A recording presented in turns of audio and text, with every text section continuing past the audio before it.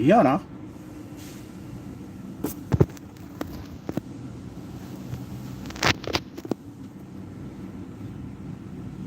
Yan, magandang hapon. Tika lang.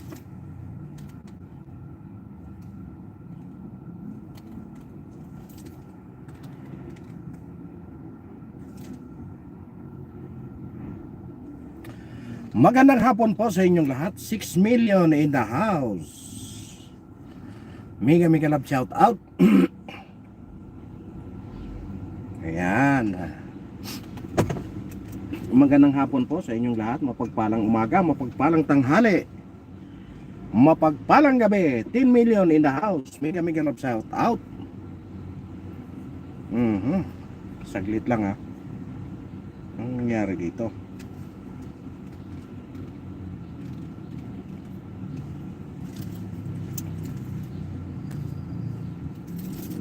Saglit lang po ha. 14 million in the house. Mega love shout out.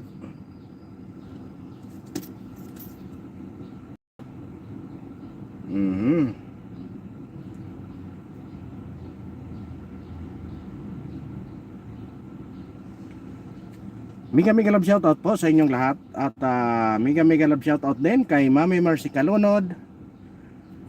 Mega love shout out kay Ma'am Rosalina. 17 million in the house. Mega love shout out.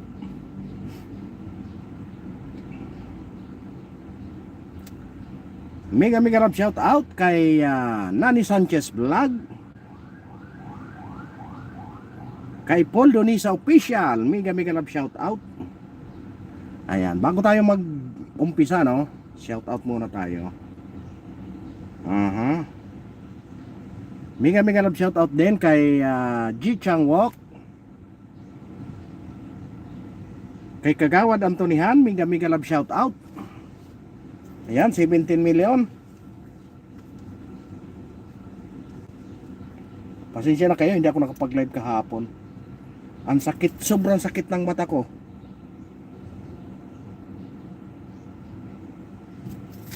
Ano ba yan?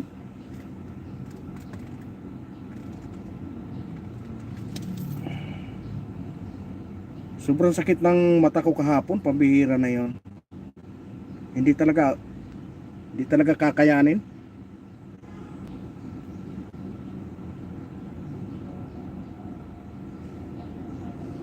Ayan, 11 million in the house. Mega love shout out kay Kagawad Antonihan. Mega love shout out kay Ma'am Analisa. Mega love shout out sa inyong lahat. Ayan, mapagpalang hapon po. At siyempre sa lahat ng ating mga solid na subscriber, mega love shout out sa inyong lahat. Mapagpalang hapon po. Luzon, Visayas, Mindanao, mega love shout out po sa inyong lahat. Ayan, 18 million. Wala tayong dalang patungan, kaya magtiis-tiis lang muna tayo dyan. Ayan, mega love shout out po. Kita nyo naman ang ating thumbnail dyan. Tuluyan ang iniwan ng kapatid niya mismo na si Senadora Amy Marcos, ang kanyang kapatid. At siyempre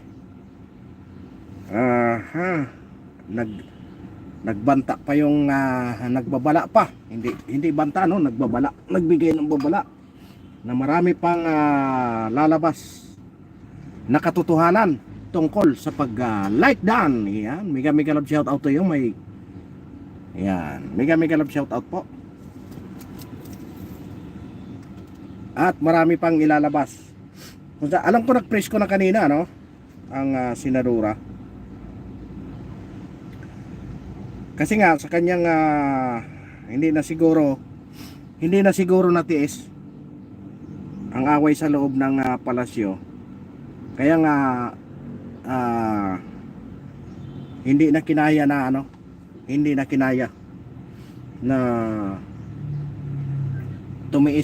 magtiis pa sa loob ng kampo ng kanyang kapatid mismo.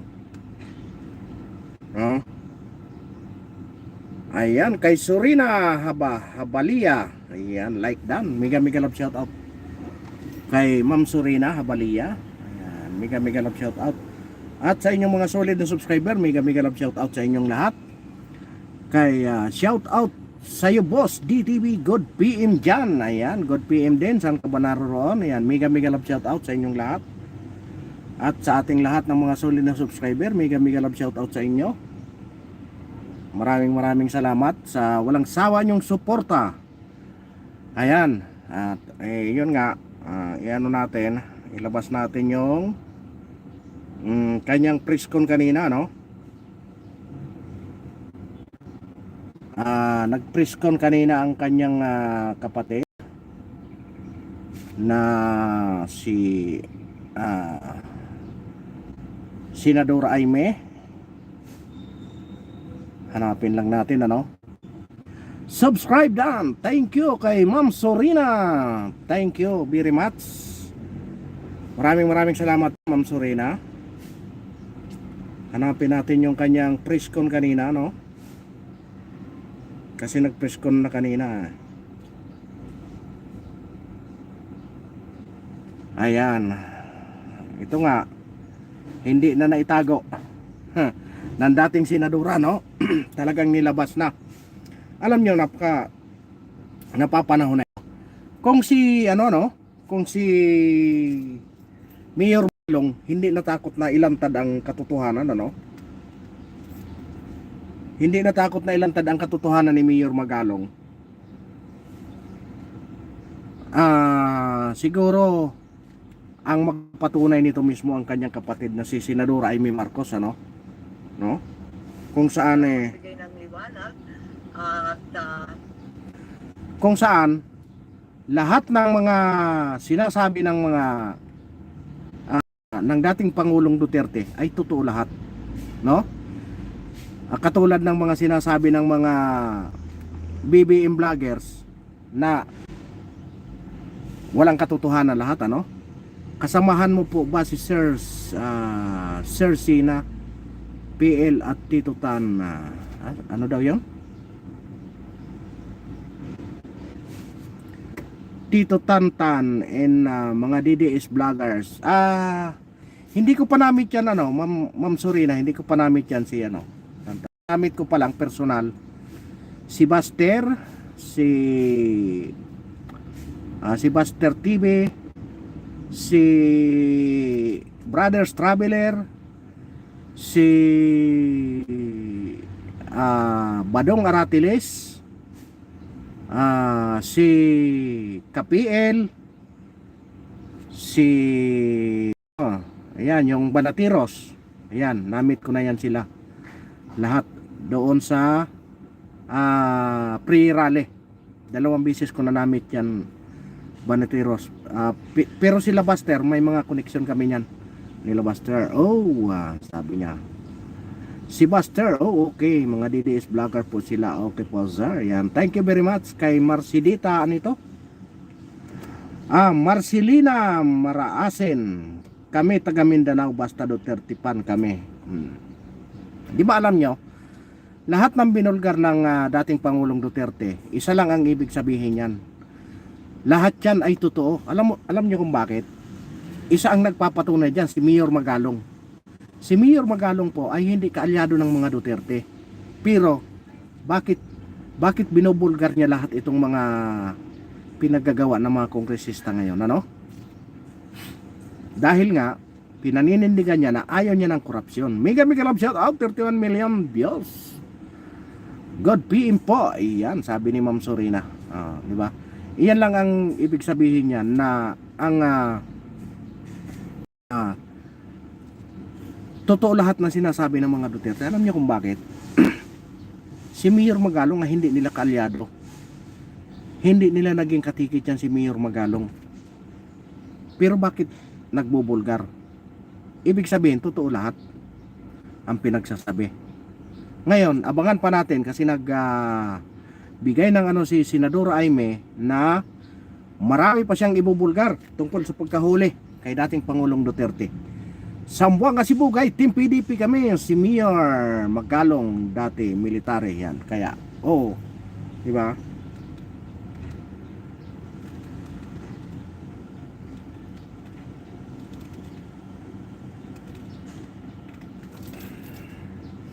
Ngayon, pakinggan natin yung ano kanina ni Senador Raimi, ano? Yung kanyang press con. Maklaro yung ibang bagay-bagay.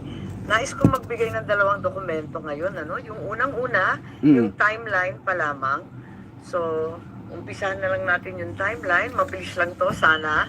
Pero mahaba-haba kasi nag-uumpisa to ano, sa March 2019 nung nag-withdraw ang Pilipinas sa Rome Statute. Tapos, yung prosecutor requested authorization 24 May 2021.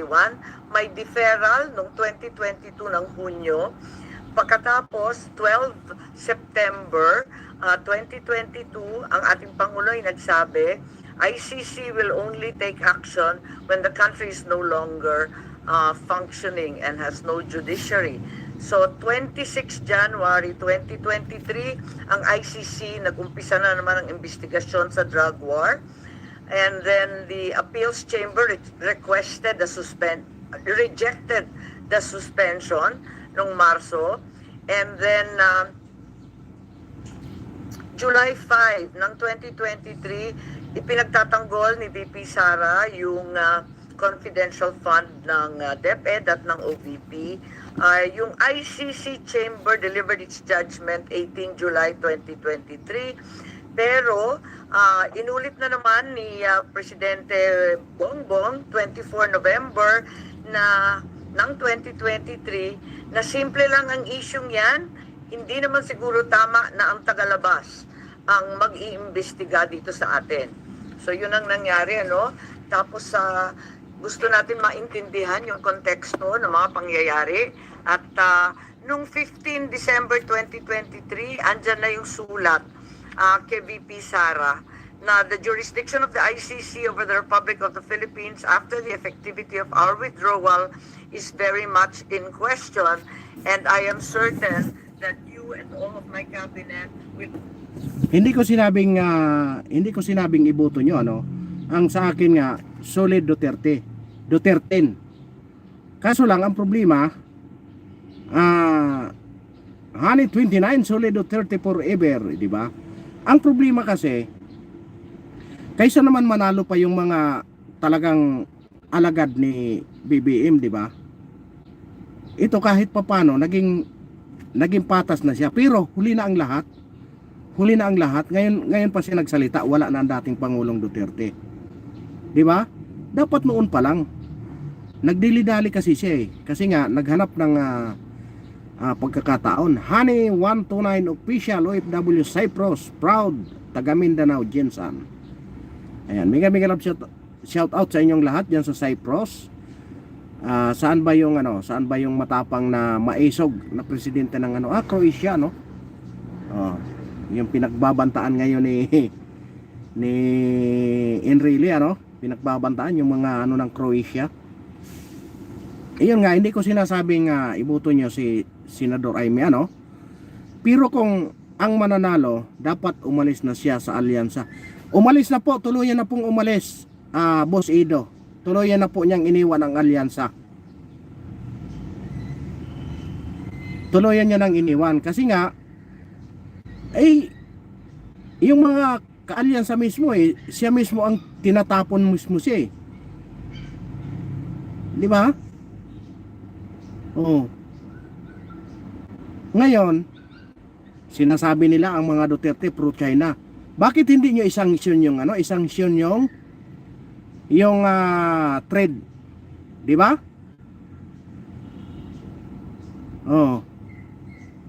Isanksyon nyo yung trade ng mga galing ng China. Huwag nyo papasukin ng Pilipinas.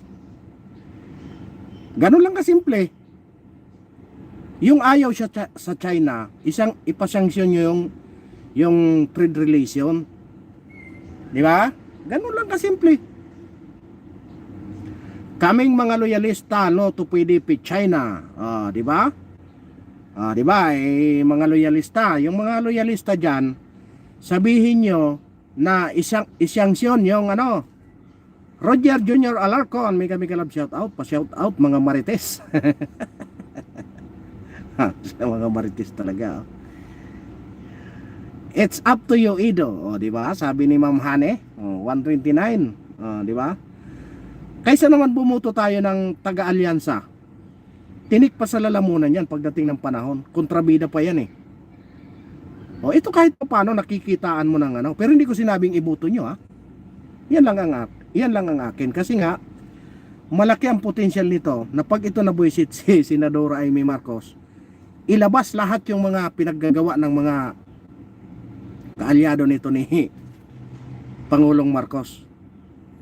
Kasi nga, siya na mismo ang may sabi na hindi niya nga makausap ng personal na yung kapatid niya eh. Dahil nga maraming humaharang eh. Hinaharang eh, gusto niyang makausap pero maraming ilabas ang baho. 'Di ba? Iyan ang sinasabi natin. Iyan ang gusto kong anuhin dito, ano? Iyan ang gusto kong ipunto dito. Pero hindi ko sinasabing ibuto nyo ha. Oh, ang PDP is 10.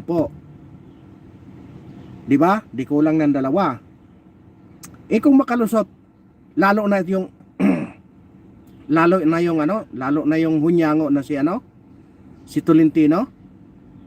Number 1 yun na Himod with Pax. Kung yan ang makalusot. 'Di ba? Oh. Kung lalo na kung makalusot si Abalos. Kaya nga choice niyo 'yan, 'di ba? Choice niyo yan kung 10, ako talaga Duterte. Pero paano kung makalusot yung lalong-lalo na ito si Abaloslos? 'Di ba? Oh. Isa mismo 'yon sa isa mismo 'yon sa mga talagang diehard kay Marcos eh.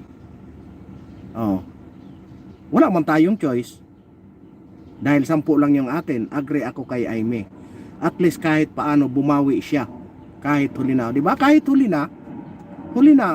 man daw at magaling, naihahabol pa rin. Pero hindi ko sinabing ibuto nyo si Amy Marcos.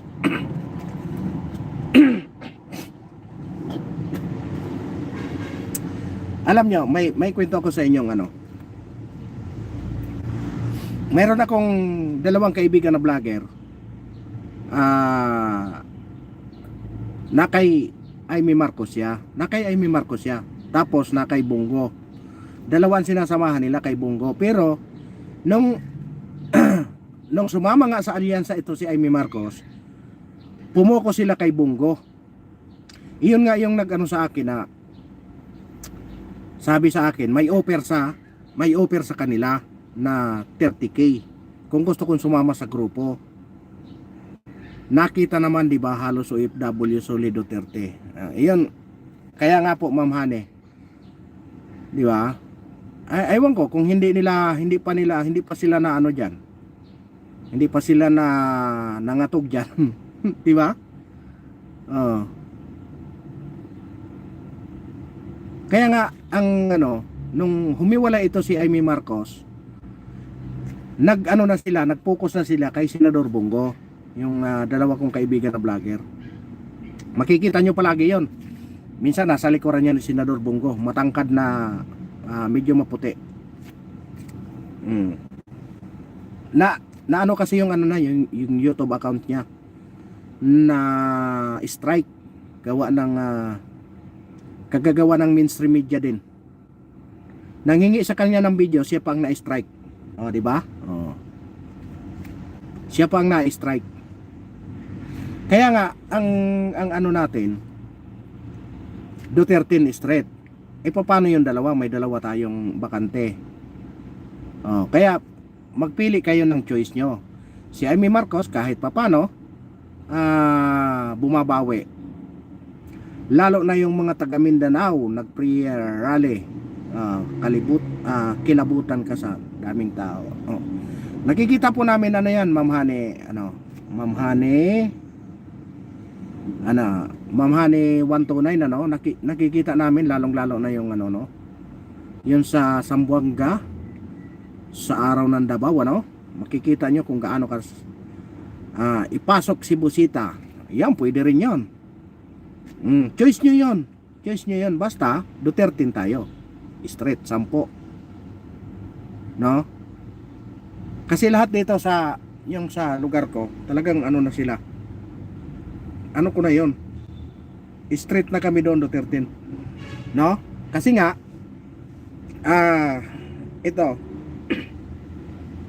kaya nga nagka-surprise ako nung ano, nag-duty kami ng ano, doon kasi sa lugar namin is, isa akong ano doon sa lugar namin, officer, may nakatakda sa amin na araw. Ngayon, itong mga last, yung mga previous na ano ko, na live, na kwento ko nga na yung pinagbabawal na gamot, naglipana na naman. Ngayon, nung Martes na nag-duty kami, yung asawa na sinurrender yung asawa dahil nga lulong na sa ano, lulong na sa pinagbabawal na gamot, sinurrender na sa barangay. Ngayon, tumakas yung asawa niya. Nung Martes ng gabi, na-encounter ko, may dala-dala siyang motor, tinutulak. Ngayon, tinanong ko, saan ka punta? Uuwi na dyan sa asawa ko. Sabi ko, paano ka uuwi sa asawa mo? Itinakwil ka na nga ng asawa mo. Sabi niya, hindi, uuwi lang ako. Di, siyempre, hindi pa naman totally sila, sa madaling salita, hindi pa naman sila totally hiwalay. Pinapasok ko sa madaling salita, pero yung motor pinaiwan ko sa labas kasi tulak-tulak eh. Inano ko na, inisip ko na baka ninakaw. Kasi nga mga gamit nga nila mismo sa bahay ninanakaw na eh. Di ngayon, umuwi siya, umikot lang, tapos lumabas. Sabi ko, once na lumabas ka, hindi ka na makapasok uli. Di, walang imik-imik, lumabas. Pagbalik niya, siguro mga 1 oras, bumalik uli, papasok na naman siya. Sabi ko, di ba nag-usap na tayo kanina? Pag lumabas ka, hindi ka na makapasok. Di, sabi niya, paano hindi mo ako papasukin? Taga dyan ako. Tinakwil ka na nga, sabi ko, ng asawa mo, asawa mo nang nag-utos. Sabi kong ganyan. Sino ang sadya mo sa loob? Di, may binanggit siyang pangalan. Ang binanggit niyang pangalan is yung, ano, ang hanap buhay, yun, yung pinagbabawal na gamot. Di, hindi ko pinapasok. Sabi ko, once na pumilit ka, magkakasakitan tayo. Di, sa madaling, ano, kwento, kinuha niya yung motor, tulak-tulak niya doon. Tulak-tulak niya. Lumipat doon sa kabilang, ano, kabilang purok. Lumipat ng kabilang purok. Pagdating doon, dadaan doon sa barangay, pinagmasdan na siya na tulak-tulak yung motor. Pinabayaan lang siya. Pagpasok niya, di siguro mga 15 minutes, lumabas, tulak-tulak pa rin. Doon na siya hinold niya yung motor. Ngayon, sinundo yung asawa ngayon, di ba? Naabala. Kasi nga, naghahanap ng pangganyan. Naghahanap eh. Hindi mapakali, sinasanla yung motor, hindi nga nakapangalan sa kanya. Ngayon, nakahold ngayon doon yung motor sa pulis for confirmation kung kanino talaga. Oh. Di ba? Wala na sa katinuan yung tao. Kasi nga bumalik na lahat eh. Oh. Ay kaya magdadadaldal ako dito dahil alam ko nandyan ako mismo. Ako mismo nakikita ko ang ano. Nakikita ko mismo ang pinagagawa ng lahat eh. Na mga nalululong na dyan, bumalik na lahat eh. Yung mga lumayas nung panahon ni Pangulong Duterte, nagbalikan na lahat. Masaya. Sabi nga nila, happy all na eh. No? Kaya iwan ko dito, yung mga loyalista na ito, bakit hindi nilalawakan yung pag-iisip? Ako wala akong kung maganda naman ang ginagawa ni Marcos eh. Bakit naman hindi? Pero nakikita natin kung paano binastos ang isang nagtrabaho ng maayos, ang isang dating presidente. Unang-una, pinalibing yung tatay nila. Anong hiningi na kapalit? Wala, di ba? Pangalawa, nakiusap siya na pagbigyan para maging presidente. Pinagbigyan ng anak. Dapat ang presidente ngayon si Sara Duterte. Dahil sa magandang pagkakaibigan, nagkakaintindihan, pinagbigyan. Kita mo anong ginawa. Nang dahil sa banta ang mga Duterte, pagdating ng 2028, binaboy nila si Sara Duterte. Magkano binibintang? 125 million confidential fund. Ngayon, yung mga loyalista dyan, makinig. 125 million. Tatanungin ko naman, yung PhilHealth na 90 billion na pinasasauli ng Supreme Court, nasaan na? Hinahanap nila 125 million eh. Yung 90 billion. Di ba? Nasaan na?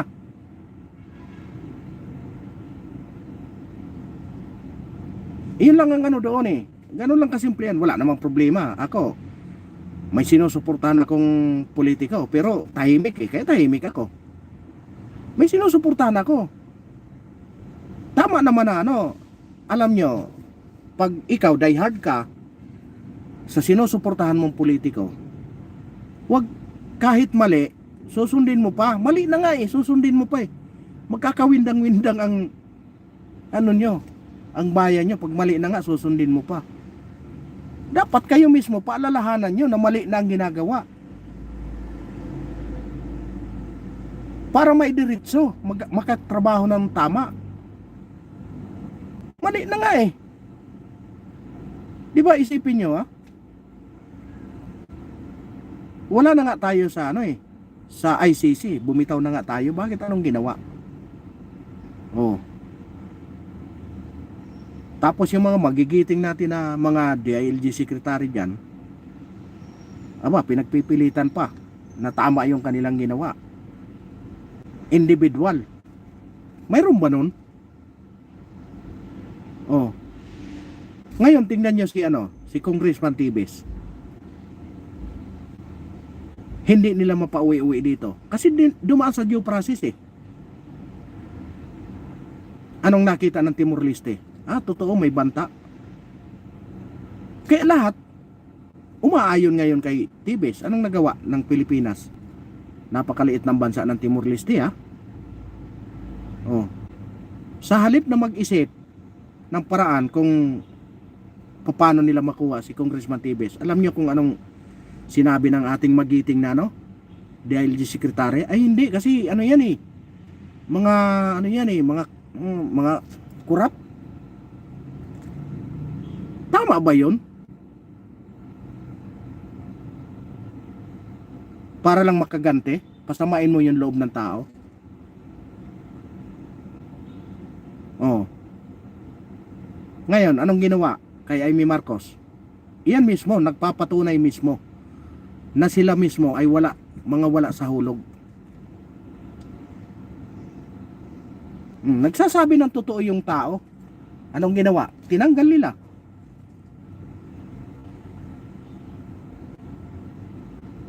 Biruin mo, kapatid mismo, pinagkanulo mismo yung kanyang kapatid, nang dahil lang sa mga bulong nang bubuyog sa kanyang di ba? Ako hindi ko yan, pero talagang napakalakas ng ugong na ang panawagan ay hair follicle test, di ba? Siguro nga, kasi nga siyempre nandyan na, siguro nakikita ng mga oportunista. Alam nyo kasi napakaraming oportunista nating mga yung mga magagaling na mga matatalino.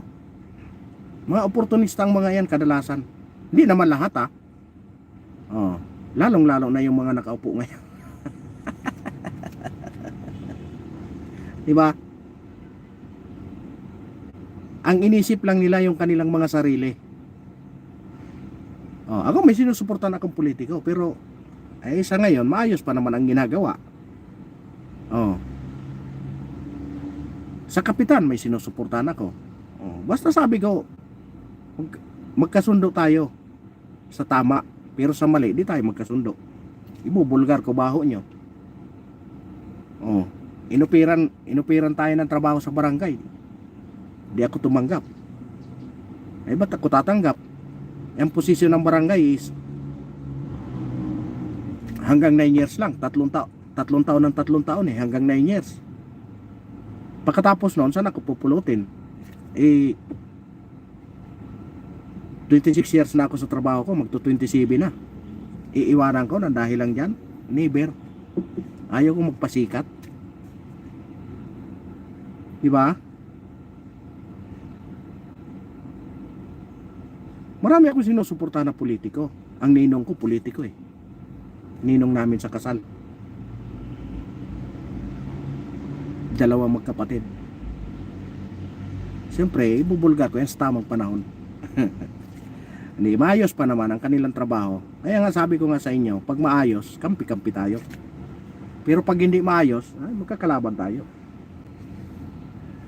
Diba? Kasi sa tama lang tayo. Huwag tayo doon puro sa ano. Huwag tayo doon sa puro kurap. Puro pagnanakaw. Oh.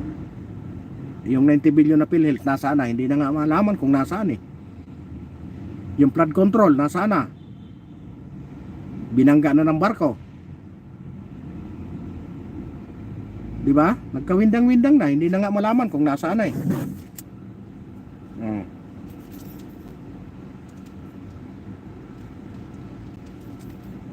Tuloy natin yung himutok ni Senador Aimee. Will echo my views. Sabi rin niya, for the 100th time, I do not recognize the jurisdiction of the ICC in the Philippines. Noong 28 January 2024, kauna-unahang maisog rally at binanatan ni former President ang ating Pangulo Bongbong. Noong 29 January, kick-off rally ng Bagong Pilipinas, pero kasabay din ang candlelight prayer rally ni Presidente Duterte. 30 January 2024, ito na yung unang hearing ko sa PI, People's Initiative, February 2 sa Davao, 13 dito na naman February sa Senado. And 20 February, si Pangulo ay nagsabi, I don't approve or deny it, but you know, the ICC haven't done anything illegal. Ito yung tinutukoy ni Secretary Boying na pagbabago. Once they do, we will do something about it, but we are an open country. 19-2024 June, VP resigns as DepEd Secretary. 20 July, maisog rally liwasan. 16 August, first Quadcom in Bacolod, Pampanga. 22 September 2024, VP Sara says, hindi naman kasi kami talaga nag-uusap. Hindi kami magkaibigan unang-una. Ayun na. And then 12 October 2024, sabi ni PBBM, I don't know anymore. I'm a little dismayed to hear she doesn't think we are friends. 11 November 2024, nag-attend si former President Duterte ng 11th Quadcom hearing. 13 November 2024, E.S. Bersamin said local authorities would consider cooperating with the Interpol if the ICC seeks the intervention of the International Anti-Crime Body. 14 November 2024, nung nakaraang taon, ang sabi ng ating Pangulo, if that's the wish of Duterte, we will not block the ICC. We will not just cooperate. 28 November, first bicameral conference tungkol sa 2025 GAA. And the 2nd of December 2024, first formal impeachment case against VP Sara. 11 December, second BICAM. 18 December, ang privilege speech ko at sumunod yung mga kaso. And 19 December, third impeachment complaint. 13 January 2025, itong taon na ito, INC Peace Rally in Manila. And 24 January, itong taon na to, Secretary of Justice Remulla said, the Marcos administration will sit down with the ICC and discuss certain areas of cooperation in the latter's investigation. He also said, cooperation with an international tribunal is permissible, noting that ICC representatives have already been going in and out of the country without us raising anything. So may admission po ron, and 28 January 2025, may mga na-declare the 2025 national budget unconstitutional. Noong 5 February nitong taong to, impeachment of VP Sara was approved in the House of Representatives. 10 February, the ICC prosecutor applied for an arrest warrant against former President Duterte. 22 February, People's Indignation Rally Mandaue, Cebu. 7 March, the warrant of arrest against the former president was issued as secret by the ICC chamber. 10 March, 2 PNP memos regarding the deployment of personnel and augmentation of PNP personnel to PRO 11. 11 March, the warrant of arrest was reclassified as public this time by ICC. 3:04 a.m., the Philippine Center on Transnational Crimes received an ICC request for the arrest and extradition of former President Duterte. At 9:20, he arrived at NAIA Terminal 3 from Hong Kong and was arrested at the jet bridge by DOJ, Interpol, and PNP with his Miranda rights postponed at his request. He then was taken to Villamor, where he was housed in Maharlika Hall with his family and some legal advisors. By 11 a.m., Malacanang confirmed his arrest while his daughter Kitty live-streamed the event. By 11:03, Duterte was flown out of the country on a chartered flight to Dubai and Rotterdam, Netherlands, as President Marcos held a press briefing on the arrest. 12 March 2025, DOJ Prosecutor General Fadulion issued a certification, bago po to, nahanap lang namin to, that President Duterte was arrested on 12 March 2025, approximately 11:44 a.m. May problema ako sa datos nito kasi bakit 1 day later? The custodial state has determined to deliver Rodrigo Roa Duterte to the ICC in accordance with Article 59.4 of the Rome Statute. And in accordance with Article 59.7, the arrested individual shall be transported to The Hague and placed in the custody of the International Criminal Court. 13 March, during an interview with Pinky Webb, Interior Secretary John Vic Remulla revealed that Duterte's arrest was a group effort involving National Security Advisor Año, Defense Secretary Teodoro, the President, with Año playing a key intelligence role in monitoring Duterte's travel. On 20 March, we had the hearing here in the Senate. The highlights of the hearing were the denial of Año of any involvement in the arrest, and John Vic, SILG Remulla denied planning and said that the group effort pertained only to chismis. PCTC said the Interpol issued a diffusion, not a red notice, and Justice Secretary Remulla claimed that ICC has jurisdiction over individuals and crimes despite the withdrawal of the Philippines from the Rome Statute because international humanitarian law is already customary law. Of course, we are all aware that this is not applicable, being solely limited to war crimes. In the meantime, PNP General claimed that in expediting President Duterte's turnover to the ICC was trying to comply with the time period set forth in Article 125 of the Revised Penal Code, which applies only to warrantless arrest. A 24 Oras report revealed that Philippine authorities had planned Duterte's arrest since January under Oplan Tugis by the PNP-CID, and that Duterte sought asylum in China, but this was later denied by all parties. On the same day, DILG Secretary Remulla denied involvement in the arrest, stating he was unaware of any core group behind it and only learned of the Interpol red notice on the day of Duterte's detention. So as far as the investigation goes, this is line and we're happy to share it with you. In the meantime, I'd like to read the preliminary findings following last week's investigation and public hearing.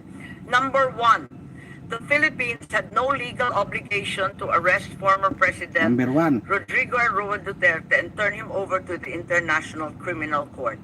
What was received was only a diffusion notice, not verified or approved by the Interpol Secretary. Diffusion. No verification by the Interpol whether the request complied with Article 3 of their constitution, forbidding Interpol from undertaking any intervention or activities of a political, military, religious, or racial character. Under the terms of the diffusion notice, there was no obligation on the part of the Philippines to turn over former President Rodrigo Roa Duterte to the ICC, absent any request for extradition or request for surrender. Under Article 92 of the Rome Statute, a provisional arrest is followed by arrest for surrender. There is also no indication that the ICC even requested for the surrender of former president after his provisional arrest. There is likewise no indication that the ICC requested extradition after the arrest. Finally, the argument of Secretary of Justice Remulla is deeply flawed, inasmuch as international humanitarian law, customary law, cannot apply. He is accused of crimes against humanity, not... Di ba makita nyo yun? Kaya, pili talagang tinakwil si Senador Jaime. Unang-una, binulgar ni Senador Jaime yung pagplano ng mga tauhan ni BBM kung paano hulihin ang dating Pangulong Duterte. Ngayon, bakit nila ginawa yan? Maliwanag yan na politika.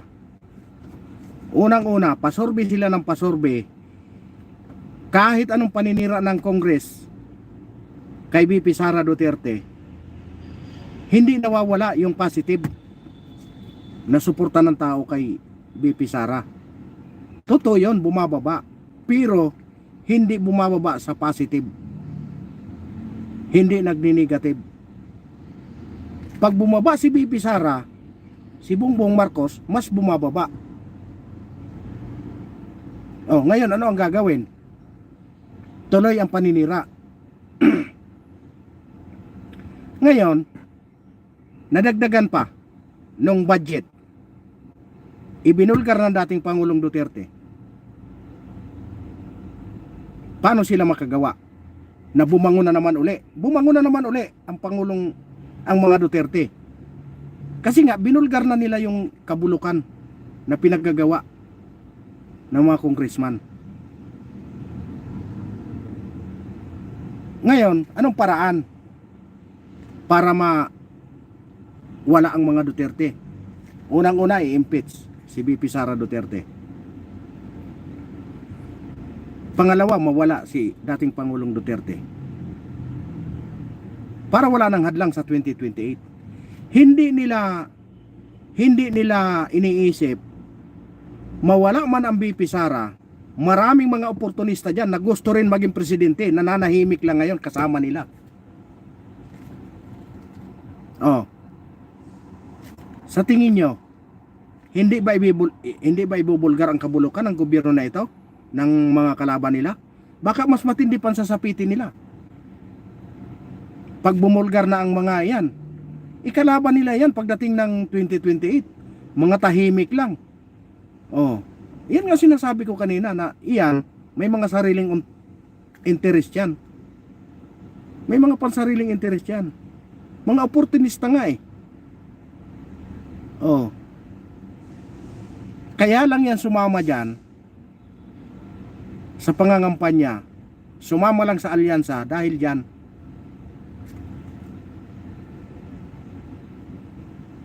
Di ba? Hindi nila alam pag nawala ang VP Sara na may dalawang kapatid pang natitira. Anong gagawin nila? Ubusin nila. Ubusin nila ang mga Duterte. Hindi nila alam. Ganon ang ginawa nila. Hindi nila alam na ganon kamahal ng mga OFW ang dating Pangulong Duterte. Ano ang nangyari?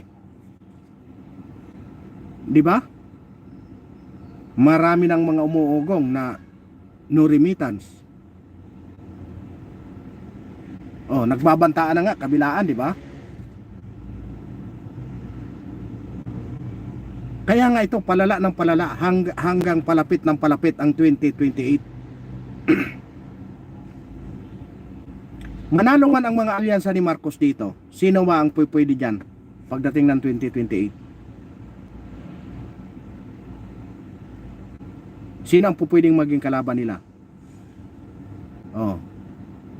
Naghahangad si Romualdez na gustong maging presidente. Ang problema, hindi nga tumaas-taas yung rating niya eh. Puro negative eh.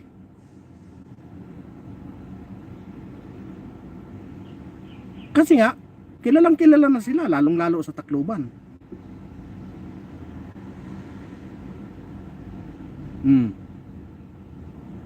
Kaya nga unang-una nilang pinorma ang People's Initiative para pag naging Prime Minister,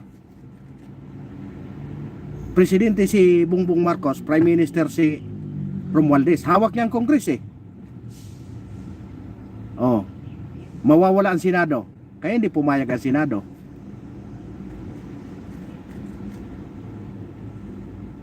Ngayon binago, magkasamang buboto ang Senado at saka Kongreso. Hindi pa rin pumayag kasi lugi sila, 24 lang sila eh. Di nagkawindang-windang, bilyon ang nagasto. Ano sunod na paraan? Kailangan masira si Inday Sara. Kasi napakalakas na kalaban sa 2028. Tinira ng confidential fund. Oh. Tinira nila ng confidential fund 125 million sa loob ng 10 araw. Oh, bato sila ng bato kay Inday Sara. Yung pinagagawa nila, hindi nila naisip na 10 triple pa pala doon sa pinagagawa nila, yung ibinibintang nila sa isang tao. Oh, hindi ko sinasabing kasi nasa husgado na yan. Nasa husgado na yung kay Inday Sara. Nasa impeachment na yan. Pero ang impeachment, iyan po ay political. Hindi po yan katulad ng Korte Suprema. Na kahit tama ka, nailatag mo ng tama, papanigan ka. Ang impeachment po ay magtama ka magmali, pag ayaw sa'yo ng mga kasama mo, tanggal ka dyan. Iyan ang pagkakaiba ng impeachment. Oh. Siyempre, sinong mga banta dyan? Lahat ng mga senador yan, may yan. Lahat yan sila, may naghahangad yan na gustong maging presidente.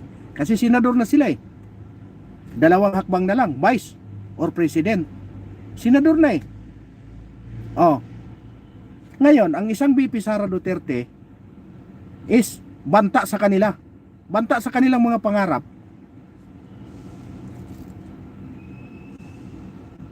Pag nagkaroon ng sa Senado, di ba? Malaki ang tsansa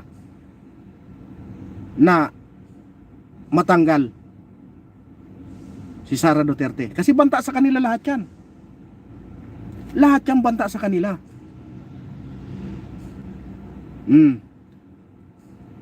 Di ba?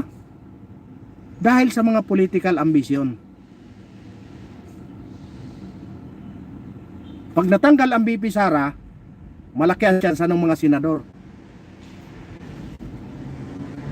Kasi ang makakalaban nila si Romualdez, ilalampaso ng mga senador yan. Di ba? Ilalampaso yan ng mga senador. Kaya nga lahat yan sila banta. Kaya nga yung impeachment, iira lang dyan yung pagkakaibigan. Yung malalim na pagkakaibigan na walang laglagan. At saka, yung senador na titingnan talaga kung tama o mali. Yung may panindigan.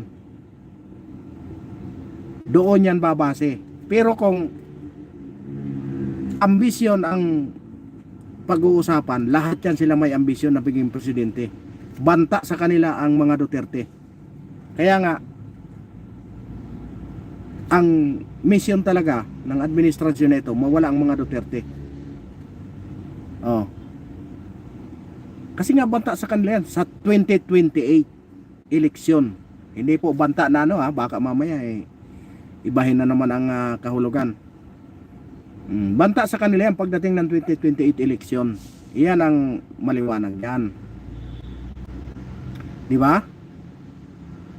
Political harassment political yan Ngayon, hindi dito, sukatan itong 2025, itong May, sukatan ito. Oh. Kaya nga pipilitin nila yan, babaluktutin nila lahat ng batas dyan Pag huli pa lang kay Pangulong Duterte, binaluktot na nila lahat Lalo na dito sa impeachment. Kasi nga, banta sa kanilang BP Inday Sara. Banta sa kanilang lahat yan. Maliban na lang na talagang yung senador may panindigan.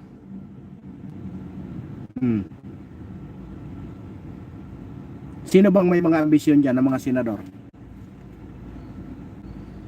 Lahat yan sila may mga ambisyon na maging presidente. Nasa senado ka na hindi mo pa hangarin. Hindi ba? Senador ka na Oh. Si Tito Soto nga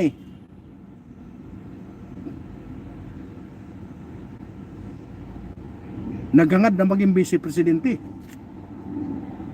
Kahit napakababa sa rating. Di ba? Ibig sabihin, may ambisyon. Hindi ko sinasabing na-mention ko lang si Senador Tito Soto. Tapos na ang termino niya. Nag-ambisyon siya na maging vice presidente. Kahit napakababa ng survey niya. Di ba? Si Senador Lacson nag-ambisyon na maging presidente. Kahit alam niya naman na walang kumbaga nagbakasakali. Ibig sabihin, totoo na may mga ambisyon talaga. Lahat sila may ambisyon. Di ba? Kasi nga dalawang hakbang na lang Pwede mo nang hawakan ang pinakamakapangyarihan sa gobyerno. Ang presidente. Di ba? Kaya nga ang impeachment na yan, hindi yan latagan. Hindi yan latagan ng katotohanan. Kahit katotohanan ang umiral dyan, pag ikaw banta, tanggal ka dyan. Maliban na lang sa mga senador na may mga panindigan, panigan ang katotohanan. Di ba? Yung mga senador na panig sa katotohanan, manindigan sa tama, hindi may impeach si BP Sara Duterte. Wag lang maano yung ma-impluwensyahan. Kasi nga pag na-impluwensyahan ka ay tapos na ang karir ng isang BP Inday Sara. Napakalakas ng laban ni BP Inday Sara. Unang-una, hindi nilalabas na absuelto na sa kuwa. Hindi nilalabas yan.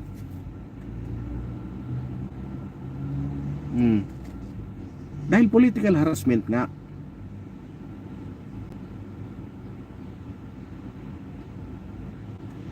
Kita mo si Chis Escudero. Sa halip na doon siya sa gitna, pinipitik-pitik pa yung parang sinusulsulan pa yung mga sundalo na huwag niyong anuhin na magkahati-hati. Di ba?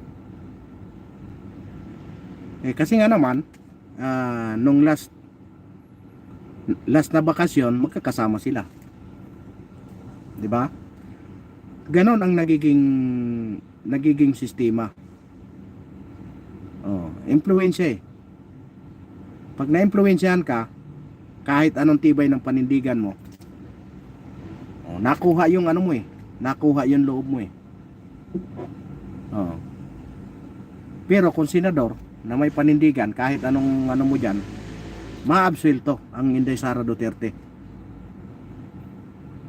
Pagkatotohanan ang panigan. Pero pag politika ang umiral, lahat yan, banta yan. Tanggal si VP Inday Sara Duterte sa pagka Vice President. hindi na siya pwedeng pumasok sa gobyerno kahit na tagawalis niya sa kalsada.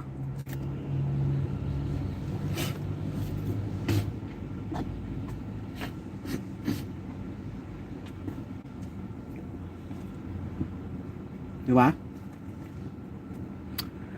Ay, maraming salamat sa lahat ng dumaan. Maraming salamat sa lahat ng nag-like. Ayan, maraming salamat din sa lahat ng nag-share. Ayan, maraming salamat po at sinamahan nyo na naman ako ngayong hapon,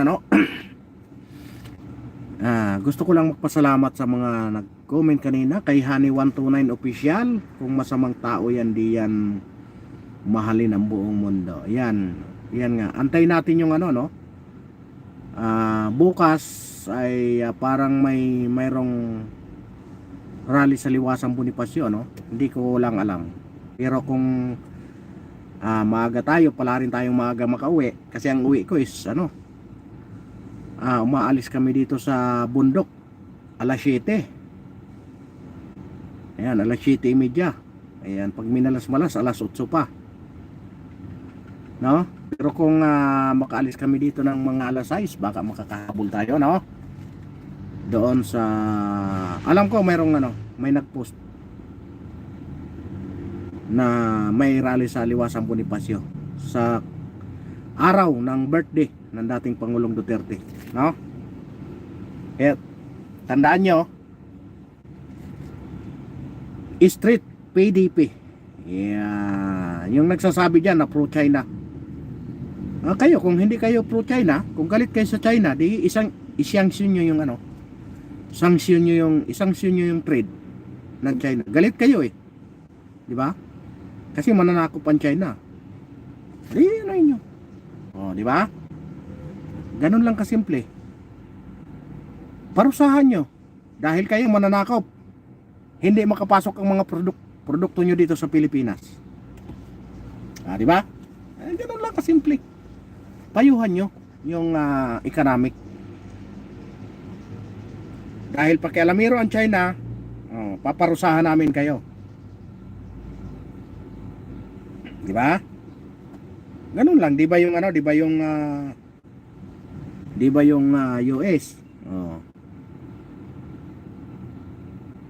Nilimitan yung ng China dati noong araw. Gawin din ng Pilipinas yan kung hindi kayo, kung galit kayo sa China kasi mananakop ang China, Ang problema kasi pag pinag-uusapan ng media, doon sila nakapokus. Pinasok na daw yung West Philippines ng China. Pinasok na daw. Umiikot kayo sa Metro Manila, lahat ng pabrika is Chinese. Ikutin nyo ang Metro Manila. Pumunta kayo sa Binondo, 90% ang Chinese. Ikutin nyo lahat ng Metro Manila, lahat ng pabrika, halos puro Chinese.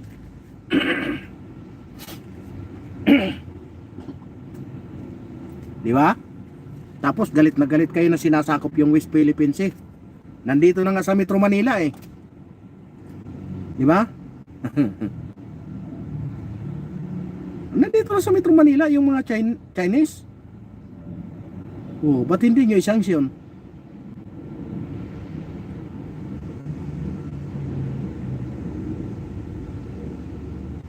Minsan kasi tayo, nawawala na tayo sa pag galit tayo, nawawala na tayo, hindi na natin alam kung anong dapat gawin.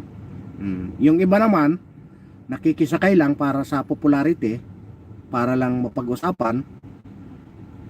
Yung may mga ambisyon dyan, lalong-lalo na yung may mga ambisyon na presidente, yung may mga ambisyon na mag-vice president, may mga ambisyon na mag-senador. Yan, lahat yan. Sasakyan at sasakyan yan. Para lang magkaroon ng pangalan.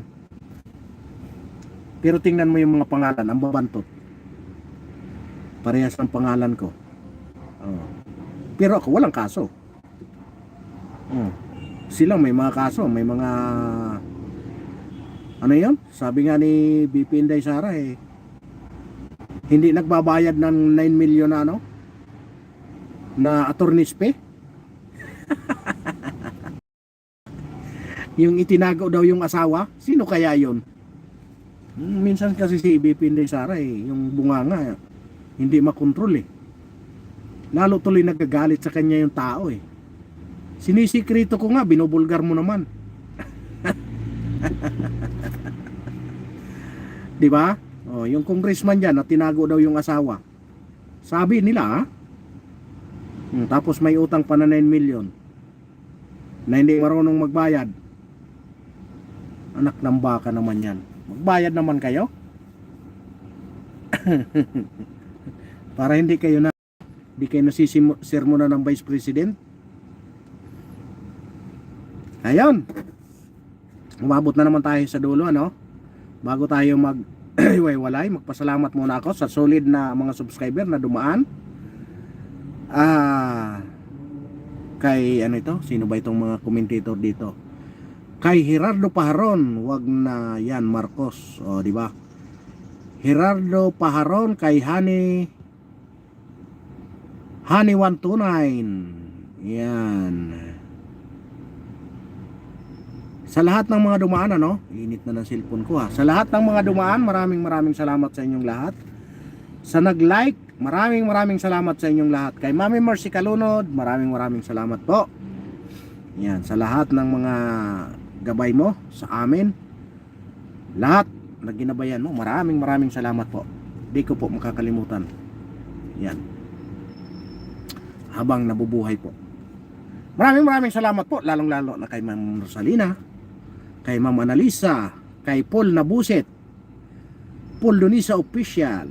Ayan, mega love shout out sa inyong lahat, at kay Miss Nanis Sanchez na loyalista ni Marcos. Ayan. mega love shout out po sa inyong lahat. Mapagpalang hapon. Ingat po tayong lahat. God bless us all.